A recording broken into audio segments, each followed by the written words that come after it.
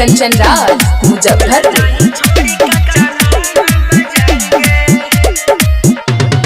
गोरे गोरे गाला को काला काला बाल गे,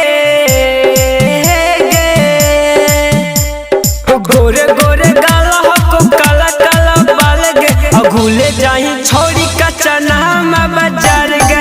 देखिए के लइका तोरा गइलो पगलाई गे। घूले जाही छोड़ी कच्चा नाम बाजार गे।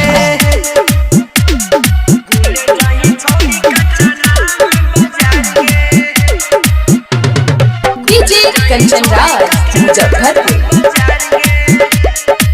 होठवा से चुहो तोर पानी गे, कोमल के जैसे तोर जवानी गे।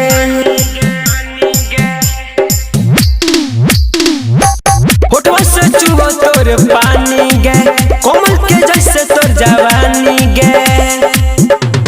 नकिया के नथुनी लगह को कमाल गे, नकिया के नथुनी लगह को कमाल गे।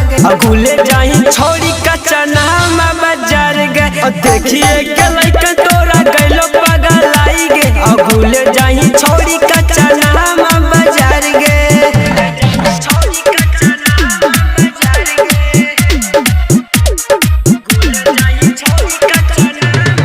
डीजे कंचन राज मुजफ्फरपुर। किन के दिलु लहंगा महंगा गे, हन तू प्यार हमर पहिला गे। किन के दिलु लहंगा महंगा गे, हन तू प्यार हमर पहिला गे। अनु जाई लव यू के अभी गे नी भूल गे।